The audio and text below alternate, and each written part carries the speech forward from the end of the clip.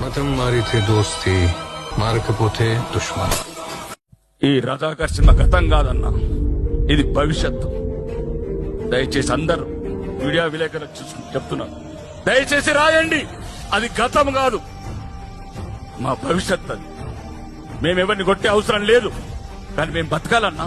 ఈ ప్రపంచంలో మేము బతకాల. ఎక్కడికి వెళ్ళాలా మేము? ఏ దేశంకి వెళ్ళాలి మేము? దయచేసి హిందువులకు మత పిచ్చి ఉండదు. ఎవడని అనుకుంటే మూర్ఖుడు. దయచేసి ఈ రజాకర్ సినిమాని ఈ ప్రపంచ వ్యాప్తంగా ఉన్న హిందువులందరికీ చెప్తున్నా, ప్రతి ఒక్కరు చూడాలి రజాకర్. రజాకర్ జరిగిన చరిత్ర కాదు, గడిచిన చరిత్ర కాదు, భవిష్యత్. భవిష్యత్ నిన్నగాక మొన్న సందేశ్ కాలియో అదే అన్న, అదే చరిత్ర.